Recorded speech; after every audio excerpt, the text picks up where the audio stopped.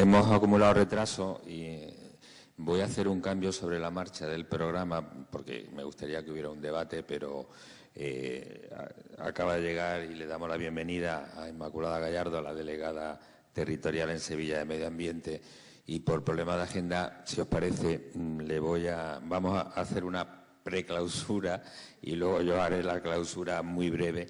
Entonces, si os parece, le vamos a dejar aquí espacio a Inmaculada para que... No, pero no vayáis muy lejos porque luego hay debate. Para que nos diga unas palabras y luego os llamo otra vez. Vamos. También le damos la bienvenida a la delegada de Parque y Jardines, Vélez Rincón. Bienvenida. Muy bien. Bueno, antes que nada, Aurora, ya está aquí la política. Pero una política que, como muchos de los que están aquí me conocen, soy técnica. Soy perito agrícola como tú, pero también soy ambientóloga como Isabel. Bueno, saludar primero a las autoridades, querida Belia, como no al decano del Colegio de Ingenieros del Monte, que tengo el placer de conocer y de haberme reunido con él, a la directora general de Parques y Jardines, a ponentes, expertos y amigos del medio ambiente y la naturaleza, nuestro rico y diverso patrimonio natural, que comúnmente asociamos en nuestro imaginario a entornos que en ocasiones están distantes de nuestras ciudades, pero que tienen sus reflejos más cercanos precisamente en estas. Como, por ejemplo, a través de nuestros parques o espacios e infraestructuras verdes, setos, sotos, riberas y el arbolado urbano, pues juntos conforman un entramado vivo que reporta múltiples beneficios a la ciudadanía y que ofrecen espacios de oportunidad para que, de la mano de la planificación y de la acción orientada de los profesionales que aquí se han reunido, se pueda configurar bosques urbanos multifuncionales que contribuyan a un entorno más sostenible. Es para mí un honor dirigirme a todos ustedes en este momento de la clausura o preclausura, como ha dicho Ricardo, de esta jornada. A lo largo de estos días han compartido conocimiento, experiencia y, sobre todo, una pasión común por nuestra ciudad y el planeta que habitamos. Nos encontramos en un momento crucial de la historia, que exige acciones decididas frente a la crisis climática que nos afecta a todos. Ante dicha crisis, quiero detenerme en una de las acciones más importantes que en nuestra esfera de actuación, nuestra esfera de actuación y, en particular, en buena parte de las personas que se han reunido en este foro. Me refiero, cómo no, al papel fundamental de la gestión forestal sostenible de nuestros montes en sus múltiples dimensiones y escalas territoriales. Gestión técnica orientada a garantizar la persistencia y mejora de nuestros ecosistemas y recursos naturales, y con un objetivo múltiple, fundamentalmente protector y productor de diversas externalidades ambientales, que pueden extrapolarse a la escala local, que en esta jornada se ha abordado y debatido. Como la mayoría saben, la Junta de Andalucía impulsa en su futura nueva Ley de Montes y a través de su Plan Forestal Andaluz 2030 actuaciones para preservar la biodiversidad, reforzar el empleo rural y aprovechar los recursos forestales de forma sostenible. Mirad, la gestión forestal está adoptando nuevas formas para hacer frente a un reto sin precedente, y vosotros lo sabéis. Ya se trabaja en tratamientos silvícolas orientados a la adaptación climática de nuestras formaciones forestales, que transforman progresivamente el paisaje, pero sin ánimo de alterar su esencia. Pero hay que preservarlos, hay que garantizar su supervivencia. Andalucía, como dice nuestra consejera, ha decidido aplicar el conocimiento científico y técnico y la anticipación como fórmula para salvaguardar sus recursos naturales más estratégicos, así como sus ecosistemas, especies y hábitats naturales amenazados. La Consejería de Sostenibilidad y Medio Ambiente ha situado la gestión forestal adaptativa como un eje vertebrador de su política frente al cambio climático. Si bien la atención suele centrarse en los bosques remotos y espacios naturales, hoy quiero dirigir nuestra mirada hacia el lugar donde vive la mayoría de nosotros, que son nuestras ciudades. Y específicamente quiero hablar de la importancia fundamental de la correcta gestión de los bosques urbanos y la necesidad de su existencia, como una herramienta poderosa y local en la lucha global contra el cambio climático. Las ciudades son, paradójicamente, tanto una causa principal como una víctima vulnerable del cambio climático. Generan una parte significativa de las emisiones de gases de efecto invernadero y sufren fenómenos adversos como es la isla de calor, la contaminación del aire o el riesgo de inundaciones. Recientemente lo hemos visto. Es aquí donde nuestros árboles, espacios verdes urbanos se convierten en soluciones que están basadas en lo que pasa en la naturaleza y que se hacen indispensables. Y nos preguntamos, ¿por qué es crucial una correcta gestión? Porque no basta con tener muchos árboles. La clave reside en una buena planificación y un manejo adaptativo y consciente del clima donde estamos. ¿Por qué son esenciales los ecosistemas urbanos? Pues son por muchas causas, pero voy a destacar tres. Primero, porque son sumidores de carbono eficiente. Los árboles urbanos absorben dióxido de carbono, CO2, de la atmósfera y la almacenan en su biomasa, mitigando directamente el cambio climático. Y una gestión eficiente de esas masas arbóreas maximiza aún más la capacidad de absorber el dióxido de carbono. Segundo, son reguladores del microclima. Un arbolado bien gestionado refresca las ciudades, reduce la demanda de energía para la refrigeración de los edificios, mejora la calidad del aire porque intercepta contaminantes y estos beneficios no solo combaten el cambio climático, sino que también mejoran nuestra salud y bienestar diario. Y tercero, para la resiliencia urbana. Una gestión adaptativa nos permite seleccionar especies menos vulnerables a las plagas, enfermedades y a fenómenos meteorológicos extremos asociados al cambio climático. Esto asegura que nuestra infraestructura verde perdure y continúe proporcionando los servicios ecosistémicos durante décadas. Si dicha gestión se orienta hacia espacios más extensos, pues evidentemente, como son los bosques urbanos, los objetivos que anteriormente os he nombrado pues, refuerzan todavía más las funciones. Debemos fomentar políticas climáticas que integren planes de acción de silvicultura urbana específicos, con objetivos claros y medibles. La selección de especies autóctonas y resilientes. Eso también vengo de una época municipal, ¿verdad, querida Belia? Y sabemos lo fundamental que es elegir la especie adecuada, sobre todo también adaptándonos a la situación climática que tenemos ahora. La protección de los bosques existentes y la promoción de la regeneración natural. Y, por último, evitar la plantación masiva sin un estudio previo que puedan resultar contraproducentes.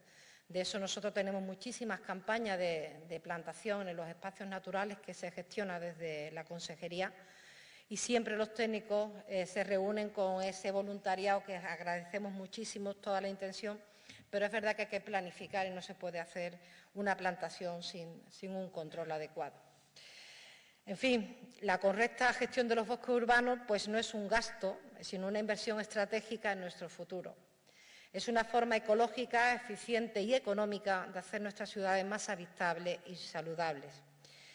El mayor mensaje que nos llevamos de estas jornadas, porque tengo la suerte de que la secretaria del colegio trabaja en la delegación y digo, cuéntame conclusiones, qué se ha hablado, qué no se ha hablado, porque me gusta venir a una jornada, por lo menos, si ya que la clausuro, sabiendo qué se ha hablado del tema, ¿no? Y hemos hablado de que, bueno, que la acción que tenemos que tomar es una acción impostergable. Somos la primera generación que siente los efectos del cambio climático, pero potencialmente la que pueda hacer algo al respecto. Las discusiones han girado en torno a la necesidad de pasar de la teoría a la práctica y de la planificación a la implementación. Por ello, el verdadero éxito de esta jornada se medirá por las acciones que cada uno de nosotros, a la que me incluyo, emprendamos a partir de mañana. Y les insto a llevar esas ideas discutidas aquí en sus respectivos ámbitos. A los planificadores urbanos y autoridades locales, seguir integrando las infraestructuras verdes en el corazón de las políticas de desarrollo. A los profesionales del sector, los animos a aplicar las técnicas de gestión más avanzadas y sostenibles. Y a cada ciudadano les invito a que tengan esos pequeños gestos que contribuyen a cuidar y mejorar nuestro entorno. Y así, cuidando pues nos estamos cuidando a nosotros mismos. Quiero expresar mi más sincero agradecimiento a todos los ponentes por compartir su experiencia.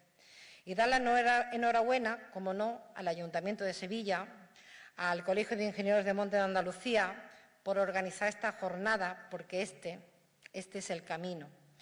Y cerrémosla con un compromiso renovado. Sigamos trabajando juntos, porque cada árbol que plantamos hoy es una inversión en el futuro de nuestras ciudades y del planeta. Muchísimas gracias.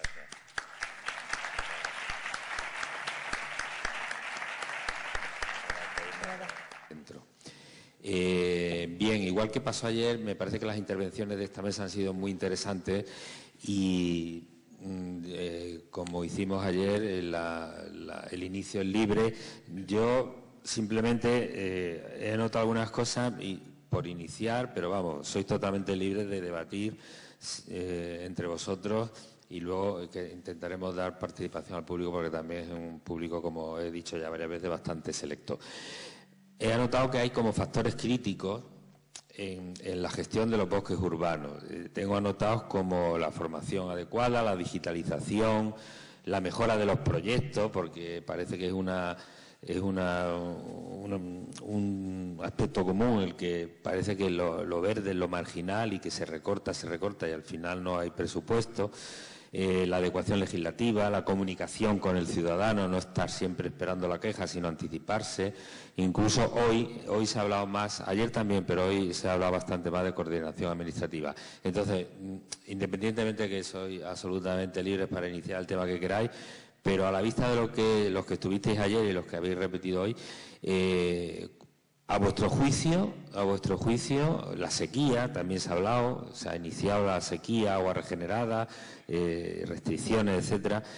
¿Cuáles son los factores sobre los que debemos intervenir más, tanto administración, técnicos, empresas, sabiendo que la gestión de bosque urbano es una necesidad, va a ser creciente y el consenso es que asegura el bienestar social? Entonces, si tuvierais el poder de decidir cuáles serían los aspectos que os parecen más críticos? Podéis empezar cualquiera de vosotros. Yo, pues, por ejemplo, se me ocurre, ya que está aquí la delegada territorial, es que al final de lo que estaba hablando, porque hablando de ayuntamientos, diputaciones, Junta de Andalucía, yo creo que una de las cosas principales para todo y concretamente para la gestión del bosque urbano, pues dejar a un lado las cuestiones de partido y, como estaba finalizando cuando intervení, y hacer proyectos que sean duraderos, que no tengan el espacio de unas elecciones de 4 años, sino que se trabaje en proyectos que se intenten consensuar con todos los partidos. Y yo creo que en el tema de medio ambiente y de parques y jardines lo hay. Hay un claro ejemplo que ha nombrado María Luisa, que es el cordón, el anillo verde de Sevilla, que tiene mucha complejidad, el de Sevilla, porque hay otras ciudades en donde ese anillo verde solamente está en municipio, en territorio de un municipio.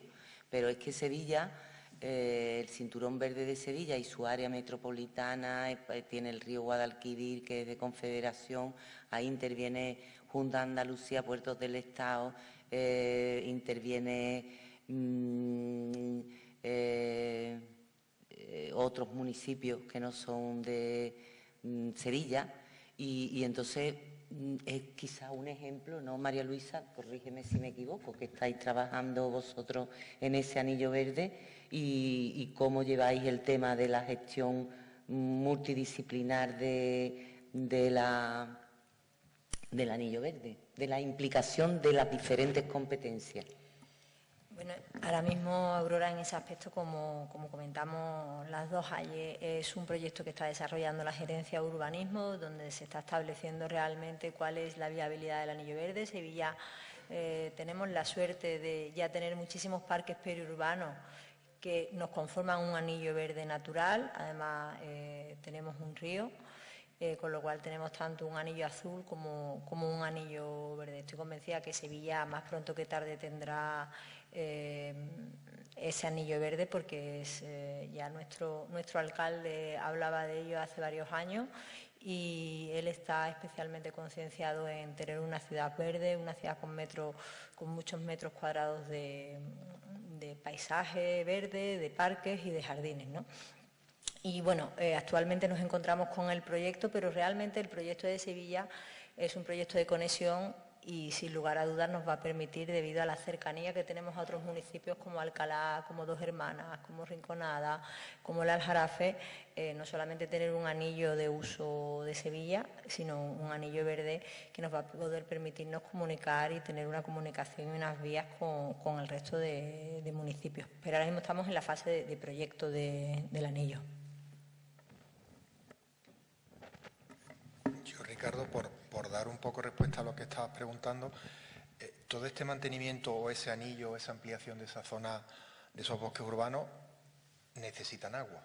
Sí. Y en nuestra latitud se hará con agua regenerada o posiblemente no se pueda hacer, porque las masas de agua subterránea están en el estado en el que están, que os he comentado antes. Los acuíferos. Exactamente. El acuífero 50. No se podrá, tanto niebla como el de Carmona, etcétera, no es posible tirar más de ese acuífero, por cantidad y por calidad, con lo cual tendrá que ser con agua regenerada.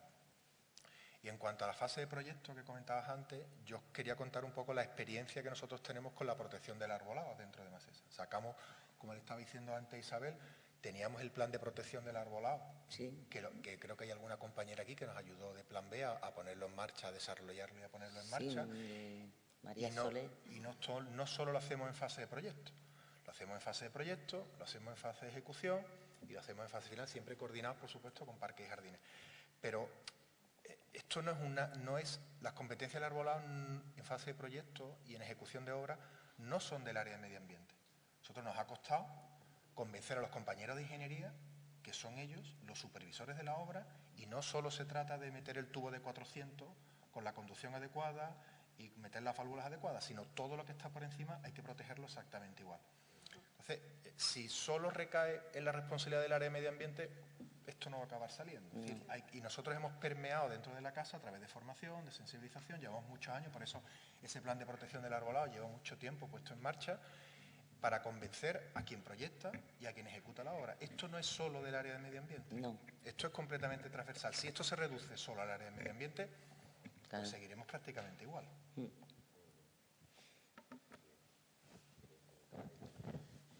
Sí, Benigno, completamente de acuerdo. Como os decía, cuando hacemos esa divulgación, ese trabajo conjunto en la supervisión de las obras, hasta el operario que está instalando, como tú dices, o realizando la excavación, termina por implicarse, termina por ser el que nos avisa en cuanto hay cualquier anomalía, cuando hay un incumplimiento de la directriz, cuando incluso ven una oportunidad de mejorar las propuestas que le realizamos y eso es lo que observamos, que realmente esa difusión y esa formación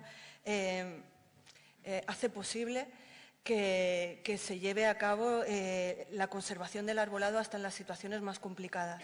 Tenemos muchos ejemplos de obra donde en un primer momento la opción más obvia era eliminar toda la alineación de arbolado y gracias a un trabajo conjunto, tenemos un ejemplo reciente con María Luisa en José María Moreno Galván. Bueno, gracias al trabajo conjunto de todos los servicios afectados, se llega a mantener alineaciones de ejemplares maduros que aportan un beneficio que considero que el ser humano ha evolucionado muchísimo y somos grandes maestros a la hora de la construcción, del urbanismo, pero esos ejemplares, el que menos tenía una edad de 40 años, ha tardado ese tiempo en estar en su plenitud, en aportar los beneficios que ahora aporta, y en una obra tardamos un año en realizarla, muchas veces menos, y con pequeñas modificaciones que María Luisa estuvo presente, estuvo mediando, estuvo coordinando, se consiguieron hacer cambios y se ha realizado la obra eficientemente, se ha mantenido la alineación de arbolado e incluso, como os digo, los propios servicios, o sea, no directamente intraprofesionalmente al sector de medio ambiente, hay una transversalidad, todos colaboramos y llegan propuestas, llegan mejoras y creo que es muy importante eso, esas experiencias que estamos teniendo que son reales, no es nada idílico, utópico, es la realidad y ir un poco más allá. Ir ahora a... Eso lo estamos consiguiendo en proyectos que ya están planificados, pues entrar a la planificación previa, entrar, como hablábamos, en el área de urbanismo a planificar esas calles donde el arbolado y los elementos verdes, porque, como os digo, hablamos de arbolado, pero tiene que haber más estratos de vegetación, arbustivos, plantas, un diseño conjunto de los espacios verdes y tiene que estar en la fase de planificación urbanística de las calles arboladas, del subsuelo, de las canalizaciones de servicios, por dónde van a discurrir, de dejar ese suelo disponible para el desarrollo del árbol y también, Benigno, y con esto yo creo que tú también tienes mucho que decir, con la recogida de agua, los pavimentos drenantes, y esa recogida de agua que ahora mismo estamos dejando en escorrentía y provoca muchos daños también y muchos problemas y que podemos tener reservorios subterráneos y menos necesidades hídricas para el arbolado cuando aplicamos otra serie de técnicas y metodologías como se hablaba, y hay muchos ejemplos, los alcorques vivos, las cunetas vegetadas, permeables. La vegetación espontánea, se reducen las necesidades hídricas, la vegetación resulta más autónoma, más sostenible y creo que todo eso está en la fase de planificación, de diseño, de urbanismo.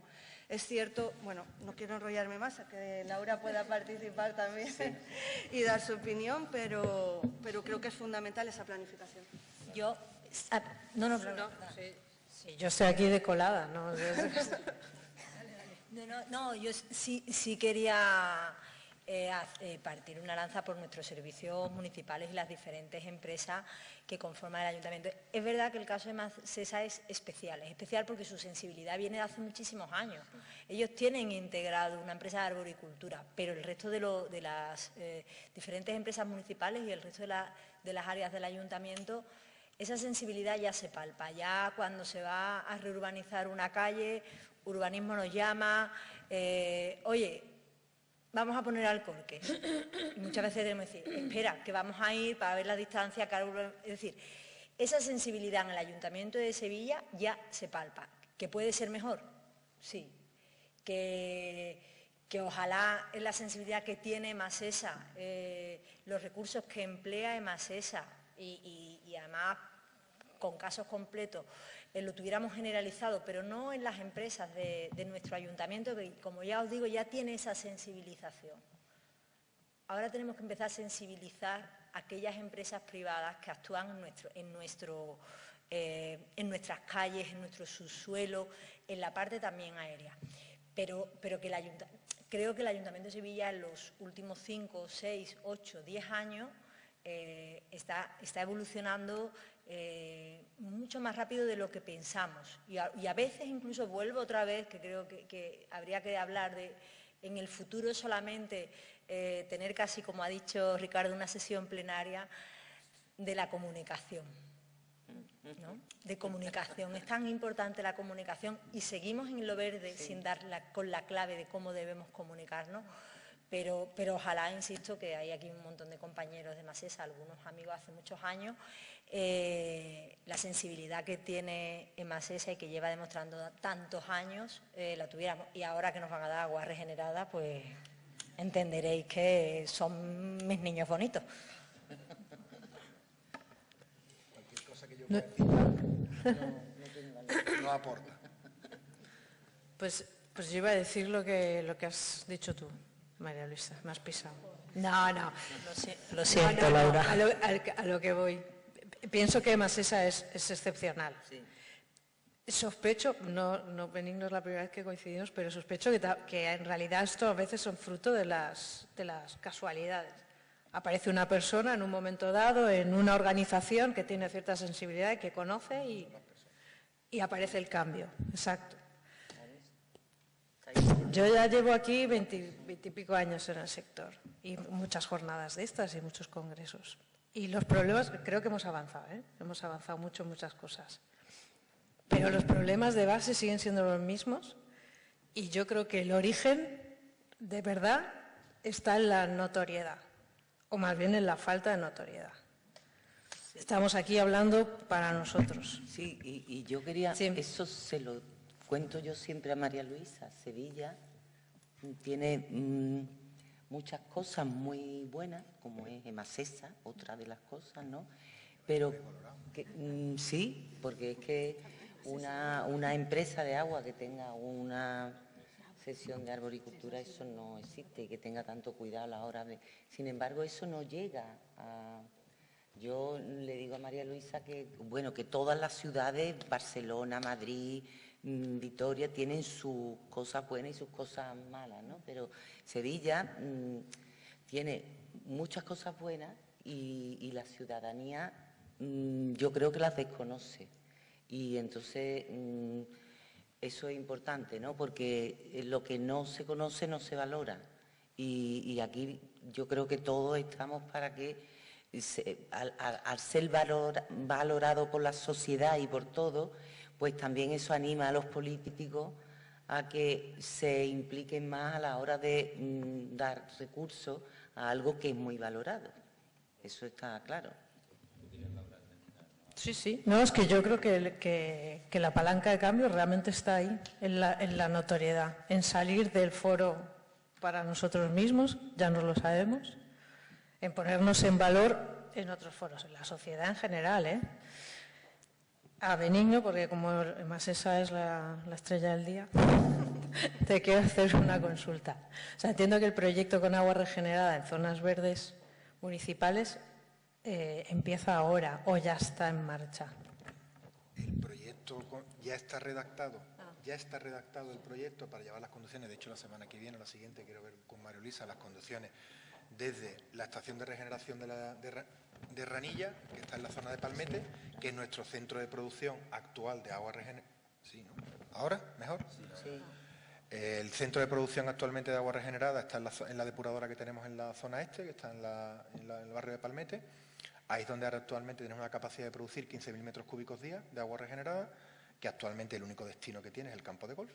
Y ya está proyectado las conducciones que llevarán hasta los primeros parques, que son los parques del Guadaira y Ciudad Deportiva del Sevilla. Eso ya está proyectado. Lo que ahora hay que buscar es la financiación y el dinero porque nuestra idea es que esto sea un servicio igual que el de abastecimiento. Igual que el ciudadano llega y se conecta a la cometida, a la conducción de abastecimiento que pasa cerca de su casa, esto sea exactamente igual. Nosotros llevemos el agua regenerada hasta la puerta del usuario. O sea, exactamente igual que un servicio de abastecimiento, con la misma calidad, con las mismas garantías y 24/7.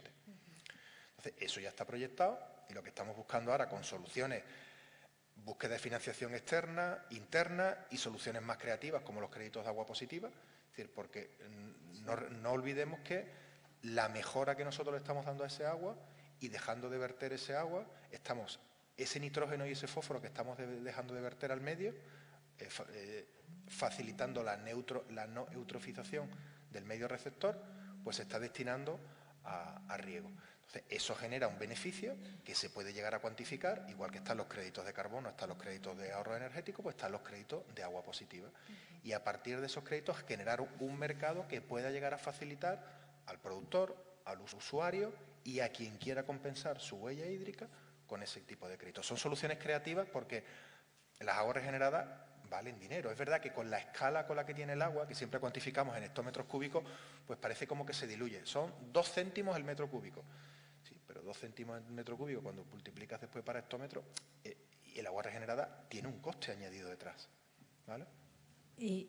Pero entonces entiendo que hay una parte que ya está ejecutado y hay... Ahora, por lo menos el campo de golf, ya se riega con agua regenerada. El club de golf ahora mismo se riega, tiene una concesión por parte de la Confederación Hidrográfica del Guadalquivir, del canal del Bajo Guadalquivir, que prácticamente no usa, y el 95% del agua del Real Club de Golf de Sevilla se hace con agua regenerada. Es decir, que ya hay garantías sanitarias y uso para ese agua. Y eso ya se hace.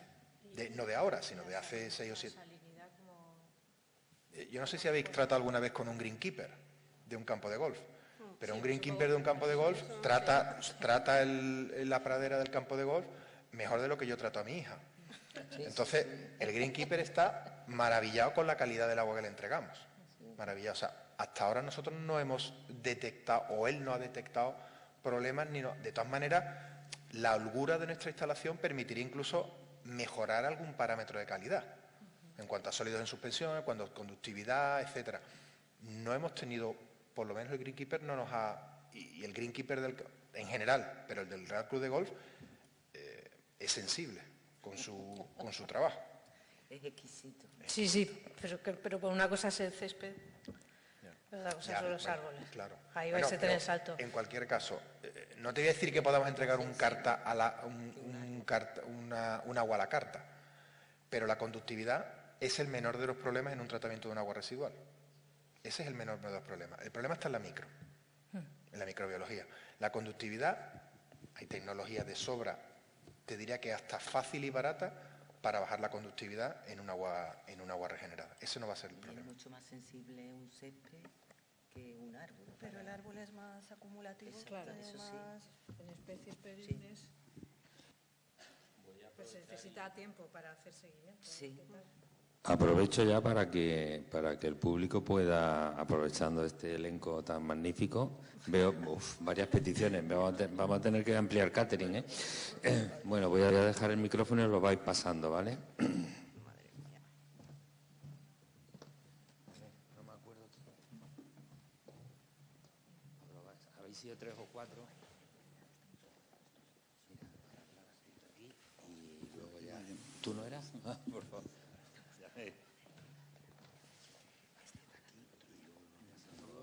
Sí, déjalo apretado y lo va pasando a los...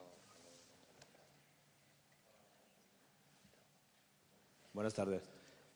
Hemos tenido la suerte de disfrutar de una mesa con unos ponentes de gran calidad y me ibais hablando, se me iban ocurriendo preguntas para todos, pero como María Luisa, Isabel y Aurora las tengo más a tiro, voy a dejar solo 2 preguntas cortas, una para Laura y otra para Benigno. Para Laura, conforme ibas hablando, al final me iba imaginando que estaba delante de una mesa de billar con las bolas muy bien puestas para pegar una carambola y hacerte la pregunta. ¿Cuándo vamos a poder disfrutar de la nueva versión? Que la llevamos esperando mucho tiempo. Eso, tu pregunta. Y a Benigno, ya María Luisa me había dicho que dentro del proyecto vuestro estaba, después del campo de golf, suministrar de agua a Guadaira 1, Guadaira 2, pero creo recordar cuando se presentó el proyecto del Guadaira 2 que es de los pocos sitios, se lo comenté a María Luisa, pero habría que mirar bien el proyecto y tal, que no tira de agua de pozos, sino que el agua está suministrada del propio canal del Guadaira a través de Azuts, que era porque no tiramos de ningún de ningún agua subterránea. Entonces, ahí no veo yo tanta necesidad. Igual habría otros sitios donde sería más necesario. Entonces, esas son las 2 preguntas. Sí, yo muy rápido. O sea, lo que habéis visto ya es una realidad. La nueva versión está implantada ya en unas cuantas ciudades, porque son clientes nuevos. Como dice nuestro CTO de tecnología, 2026 es el año de las migraciones. Porque hay, digamos, empezar un proyecto de nuevas con un inventario sencillo, está bien. Otra cosa es migrar grandes ciudades como es Sevilla, Zaragoza. Estamos planificando, pero vamos, está aquí y ahora lo que hay que hacer es ver cómo migramos el año que viene. Respecto a lo que me preguntas, Pedro, desconocía que en la parte del segundo lo regáis de... Es pozo. Hay una parte que es de pozo. Vale. En cualquier caso, ya sea de pozo o ya sea del azul del encauzamiento del Guadaira, tiene que ser una concesión administrativa. Porque cualquier uso del agua, el organismo de cuenca, en este caso la Confederación, tiene que dar la concesión administrativa. Nos consta que Comisaría de Aguas de la Confederación Hidrográfica va a empezar a recortar seriamente todas las concesiones actualmente que hay, tanto de pozo como de aguas superficiales. Es decir, a lo mejor no es lo más urgente, ¿cómo lo has denominado? Es decir, la zona 2, ¿no?, de Guadaira, Guadaira 2, como vosotros lo denomináis. A lo mejor no es la zona más urgente, pero técnicamente, desde el punto de vista de la distribución, era el más sencillo, porque entregaros al segundo prácticamente, efectivamente, llegaba al segundo.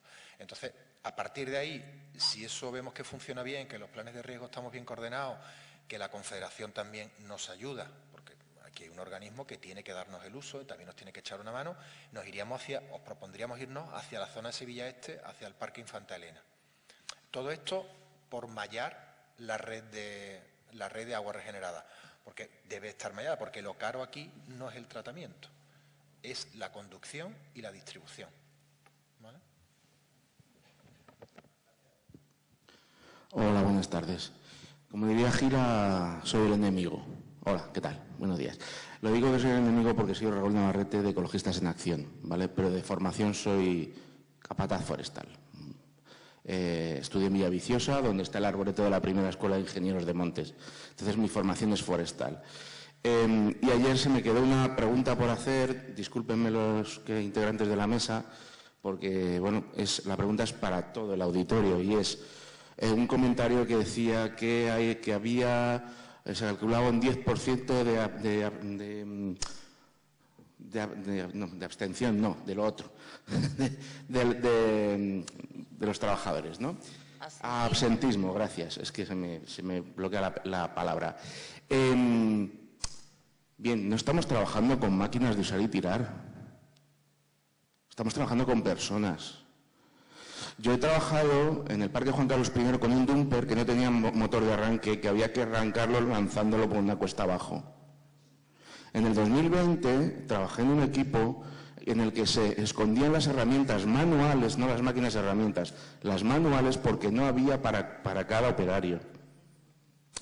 Entonces, esto de que los contratos sean a la baja, vale, sí, efectivamente, los técnicos se tienen que romper la cabeza, encuadrar los presupuestos, etcétera, etcétera. Bien, pero quienes sufren las consecuencias de los recortes en herramienta, en inversión, en medidas de seguridad, etcétera, somos los operarios, los trabajadores. Y eso repercute en la motivación que tenemos. Insisto, no somos máquinas. Es decir, hacemos un trabajo por un sueldo, sí, pero si vemos que nos pasamos nuestro horario laboral recogiendo cargas de perro y restos de botellón, pues hombre, yo no he estudiado historia de la jardinería en la FP para estar de barrendero de parques. De hecho, es que huyo de los trabajos de jardinería. Ahora trabajo en Traxatec, Grupo Traxa, como un compañero que estuvo ayer. Entonces, por favor, piensen que somos personas, no números. Recursos humanos sí, pero trátennos como personas. Porque así, o sea, de esa manera, quizás se ahorren huelgas y conflictos laborales. Otra cosa, ya he dicho, soy ecologista de Acción. Yo sufro la falta de formación, porque esto viene de la formación, de los planes de estudio, en gestión de la participación pública, de la participación con la ciudadanía. Es decir, no estamos trabajando con masas de bosques en cabecera de Cuenca, en Guadalajara, donde no hay nadie. Estamos en ciudades. Y gran parte del trabajo, gran parte de lo que trabajamos es con personas. Y con personas que, cuando se encuentran que hay un operario talando con motosierra los árboles de su jardín, llama a Ecologistas en Acción. ¿Sabes? Porque me llaman a mí. Por falta de información pública, de participación pública. Yo entiendo que los ingenieros no tienen esa formación y que depende de la persona que tenga el talante, ¿vale?, para hacer eso. Y que no es su trabajo, pero debería serlo. O por lo menos que en el equipo haya alguien que esté especializado en participación pública. ¿Vale? Bien un politólogo, en fin. Pero que cuenten que los ciudadanos, que los votantes influyen en su trabajo. Porque luego van a comerle la oreja al político. No ha estado aquí la delegada. Van a comerle la oreja al político, que es su jefe. El concejal, tal. Esto no es problema suyo, no es problema de los técnicos, es problema de que las concejalías están, pues, las organigramas políticos no incluyen eso, pero, es decir, es que es parte de su trabajo, es que están lidiando con lo que decíamos antes, la vinculación emocional de la ciudadanía con sus árboles, con su arbolado, con sus zonas verdes.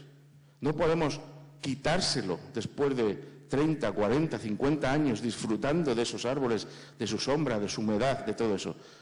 Ténganlo en cuenta, por favor. Muchas gracias. Yo por solamente una parte de la pregunta, creo que ha hablado de personas, de jardineros, ¿no? Entonces, yo he buscado lo que pone aquí cuando busca AMJA, la Asociación de la Jardinería Andaluza, que uno de sus objetivos es la dignificación de la jardinería y la puesta en valor de una profesión histórica que repercute enormemente en la economía, el empleo, la calidad de vida y la salud de los ciudadanos. O sea, habla de la jardinería y del jardinero, que es lo que hemos estado hablando, ¿no? Porque el jardinero no se siente valorado, porque no se valoran los jardines. Y el jardinero, para los que nos sentimos jardineros, el hacer las cosas con detenimiento, con conocimiento, porque la jardinería es muy multidisciplinar. Hay que saber de plantas, no hay que coger una máquina y cortar todo, no, cada planta requiere su trabajo, su estudio, necesita un mantenimiento, entonces hace falta, y esto se consigue desgraciadamente con más recursos, es lo que hablábamos antes. La administración tiene que saber que ejecutar hacer un diseño vale un dinero para hacerlo bien, ejecutarlo requiere un dinero para hacerlo bien y después el mantenimiento requiere un dinero para hacerlo bien. ¿Ese dinero cuánto es? Hay que valorarlo no por debajo de su coste real, porque entonces no solamente pierde el jardinero, que como tú bien dices, al jardinero le llega esos recortes porque tiene que hacer las cosas, pero también le repercute al ciudadano, que es que estamos hablando de dinero público, y ese dinero público es de todos nosotros.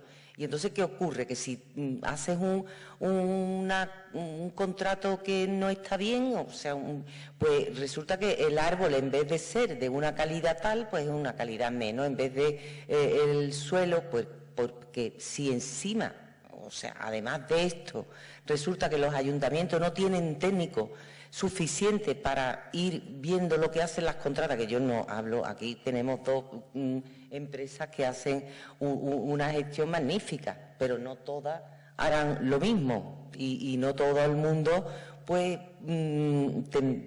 lógicamente tendemos a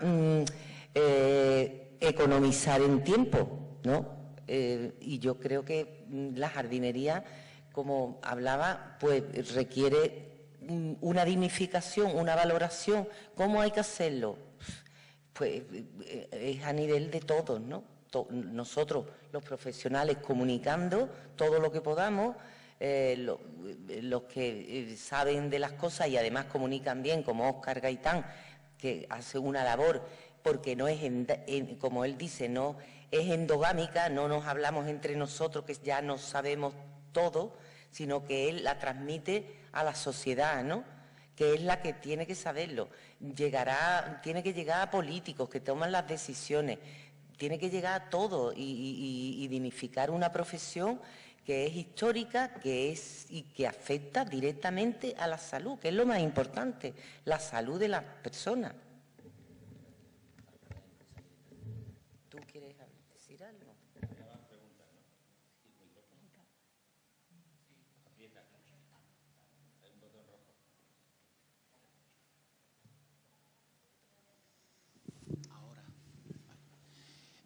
Vamos a ver, soy Antonio José, yo soy de aquí de Sevilla, de la parte de la Jarafe, y en los últimos años yo estoy profundizando mucho, y una cosa que yo he echado en falta un poco en el contexto de la jornada, son las soluciones basadas en la naturaleza. Evidentemente el arbolado urbano es el protagonista principal de estas soluciones, pero luego hay muchas más que se podrían también planificar por parte de las empresas, mapear el medio urbano Yo puedo contar, por ejemplo, conozco los aparcamientos permeables que hay en el Parque del Aramillo. Esa permeabilidad permite que el arbolado esté en mejores condiciones fisiológicas. Conozco, porque me meto mucho en Internet, los jardines de lluvia, que se hacen mucho en Norteamérica, incluso en Sudamérica, y aquí creo que hay muy pocas iniciativas de eso. Conozco también los sistemas de drenaje sostenible, que están muy estudiados por la ingeniería urbana. Hay formas del agua que corre por las calles con cierta inclinación, desviarla hacia los parterres o los alcorques, y eso significaría un uso del agua pluvial que tampoco se hace, para mi asombro.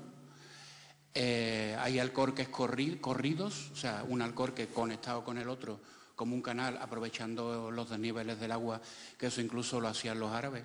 Aquí en la mezquita de Córdoba, el otro día estuve yo y me quedé bastante sorprendido porque ya los árabes usaban los canales corridos. Entonces hay una serie de adecuaciones urbanísticas con respecto al agua que yo creo que estamos tardando mucho en ponerlas en valor, porque eso significaría que los suelos estarían mucho mejor drenados, los árboles tendrían mucha mejor ecofisiología de su agua subterránea. Y aquí, pues el otro día nos cayeron 115 litros de agua en un pelotazo y evidentemente yo solamente estoy escuchando en ABC que Macesa quiere hacer un tanque de tormenta.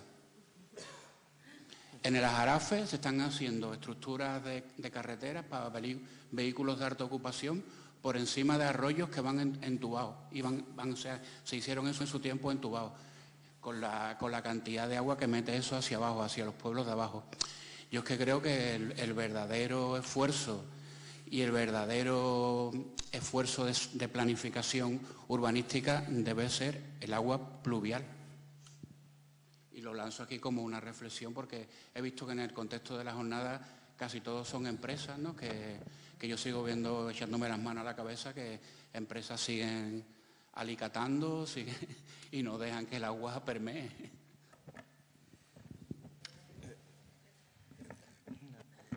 Mira.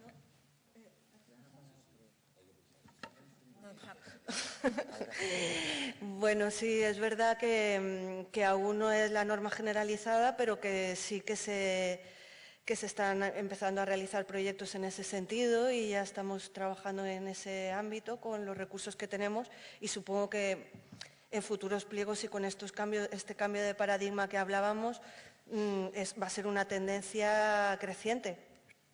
Se están trabajando en pavimentos permeables, en el tema que decías de alcorques corridos, en retirada de albero frente a suelos más vivos, que estas superficies de albero compactado y bueno, en la combinación de estratos vegetales, en las cunetas permeables, a pequeña escala, o sea, poco a poco se está empezando a introducir, quizá vamos un poco atrasados respecto a otros países europeos, pero bueno, se están realizando proyectos en ese sentido y es el camino, estamos mejorando en ese aspecto, que es lo que hablamos de infraestructura.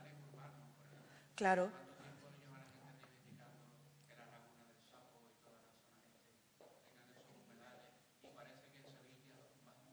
Claro, la puesta en valor de esas zonas y también la mejora de los jardines teniendo esa perspectiva de aprovechamiento del agua, de vinculación de toda la masa vegetal, que trabaje de una forma conjunta y ese es el camino. Poco a poco pues vamos avanzando en ello. Disculpar, pero yo me tengo que marchar y sí le quería responder a usted concretamente. Nosotros en el Ayuntamiento de Sevilla, una de las acciones que hacemos, quizás no a la velocidad que nos gustaría, sí estamos haciendo en zonas verdes levantamiento de pavimentos. Tenemos pensado ya para el año que viene en parques que hay muchísimo pavimento duro, ganar superficie verde, superficie con muchísima más permeabilidad. Creo que Denis no puede hablar, desde Macesa se trabaja en los SUDs, trabajamos en diferentes líneas. Y a día de hoy ya, si usted va, por ejemplo, al Parque de Cabestany, que está en Nervión, puede ver cómo se ha levantado solería y se han abierto nuevas zonas verdes dentro del propio parque, o próximamente en los Jardines del Prado, o en Bellavista tenemos otro proyecto de agrandar las praderas, es decir, sí se está haciendo. Insisto, falta comunicación y nos falta una manera de comunicar, pero que se están haciendo cosas, por supuesto, estamos agrandando Alcorques. Estamos implantando geoceldas, que Sevilla es una de las ciudades pioneras en implantar geoceldas, que nos va a permitir tener suelos más permeables, las raíces muchísimo mejor adaptadas, etcétera, etcétera. Es decir, que sí se están haciendo cosas, pero creo que Emasesa nuevamente vuelve a ser pionera en muchas cosas y ya eso se lo dejo a Benigno. Por concretar, las lluvias del pasado miércoles, con soluciones basadas en la naturaleza, no la podríamos haber drenado. Es decir, el pavimento, o sea, la ciudad ahora mismo es impermeable. Es decir, con lo cual, la implantación de soluciones basadas en la naturaleza con drenaje urbano sostenible tiene que ser poco a poco. Nosotros los últimos 7 años, ahora mismo tenemos más de 40.000 metros cuadrados de superficie drenante. Como está diciendo María Luisa, posiblemente lo comuniquemos mal. Es así, pero está en Cruz Roja, está en la calle Greco y ya estamos implementando... porque los primeros interesados en no gestionar aguas pluviales somos nosotros. Recuerdo que la red ahora mismo es unitaria, saneamiento y pluviales, con lo cual los primeros interesados en no gestionar esas aguas somos nosotros, por los inconvenientes que nos causa a nosotros y a la ciudadanía, que el miércoles pasado lo pudimos comprobar. Entonces, con la situación actual, está usted comentando los depósitos de retención de aguas pluviales. Es la única solución. Si en Kansas City no hubiera un depósito de retención de aguas pluviales, el miércoles pasado hubiera habido más lío del que hubo. Es decir, que los drenajes urbanos son imprescindibles. A mí no me lo tiene... Vamos, yo por creencia y por devoción tengo claro que es así. Pero con la distribución actualmente de la ciudad es complicado. Y después, y yo no quiero pasarle las competencias a mis compañeros de urbanismo, pero es que las competencias los tienen mis compañeros de urbanismo. Hay que recordar que nosotros nos encargamos de las aguas una vez que estén en el tubo. Entonces, ¿somos los primeros interesados en drenaje urbano? Por supuesto, pero hasta que eso se sistematice, se ordene, se implemente y haya una cantidad significativa, los depósitos de retención son imprescindibles. Imprescindibles. Y si no tuviéramos depósitos de retención en Dos Hermanas, en Alcalá, en Sevilla, o el que ahora mismo se está proyectando en la zona de Sevilla Este, el problema sería mucho mayor, porque en las lluvias de la semana pasada no hemos recibido unas lluvias en tan poco tiempo como el miércoles de la semana pasada. El régimen de lluvias ha cambiado, con lo cual tener conducciones de 400 o de 800 o de 2.000 metidas en las calles ya no son suficientes. Hay que tener instalaciones tampón, si no, no podemos gestionar esas pluviales. Insisto, somos los primeros en no querer gestionar aguas pluviales.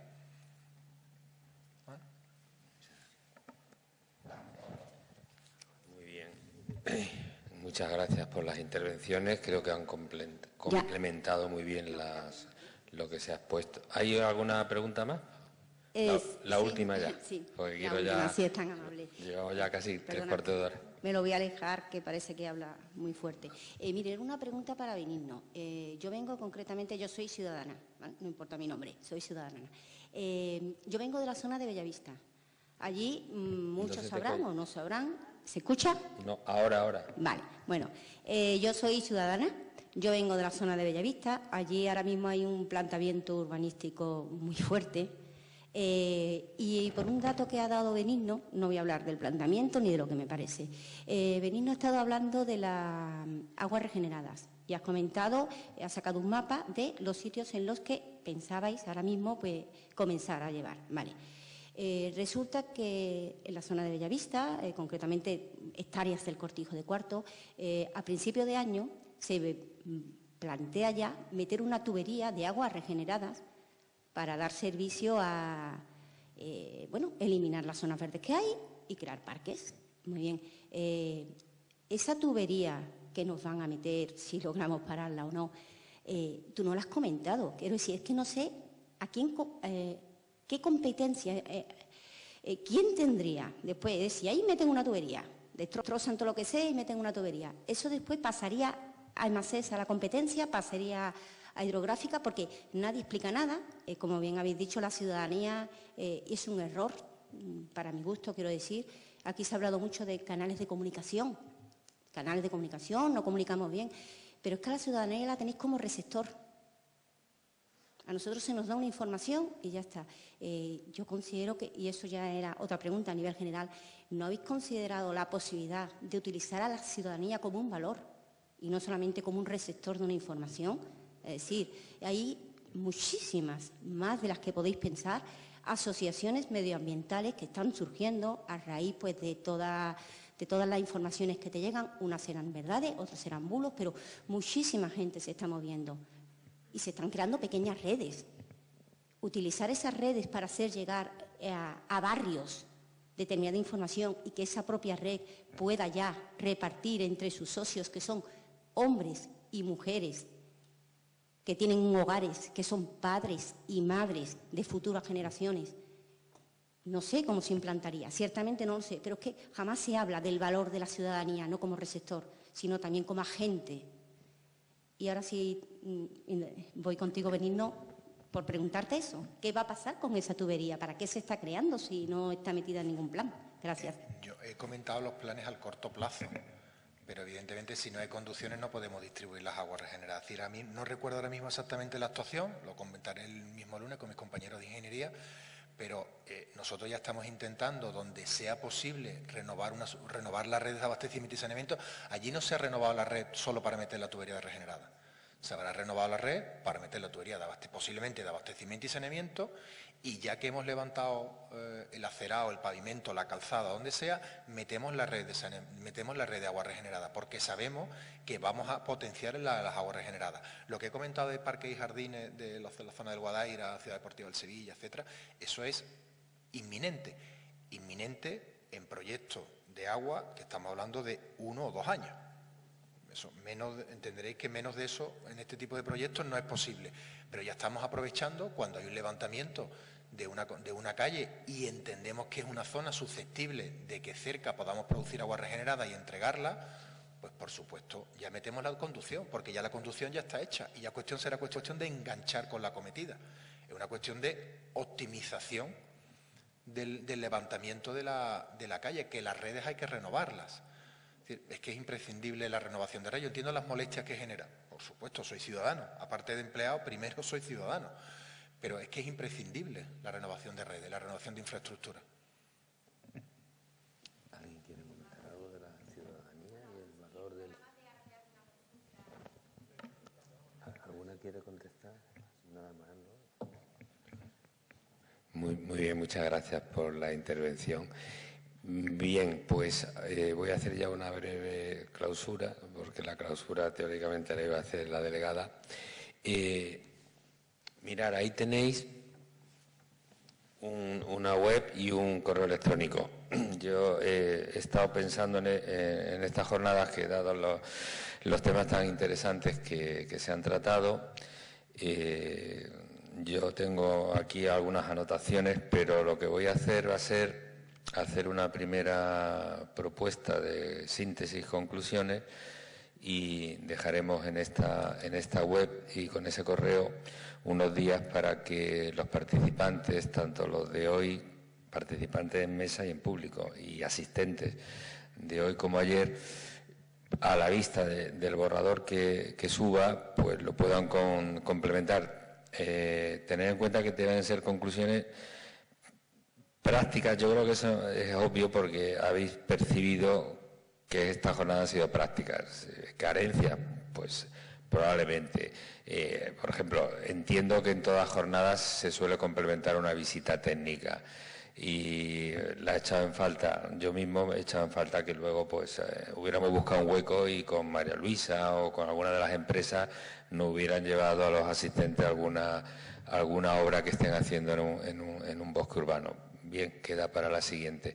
Entonces, dejaremos puesto esta borrador de conclusiones y hacer aportaciones que penséis que realmente sintetizan y que sean de utilidad, ya que habéis hablado que todos estamos de acuerdo del bienestar social, la ciudadanía, la persona como valor, pues que tengan un enfoque práctico, que sea una guía para empresas y administraciones y que encaucen la gestión de bosque urbano.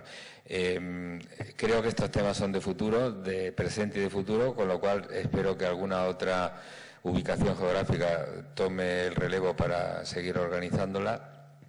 Y no me cansaré de agradecer al Ayuntamiento de Sevilla, a María Luisa, que ya se ha tenido que ir, a las empresas patrocinadoras, de verdad también, a los participantes de hoy y de ayer.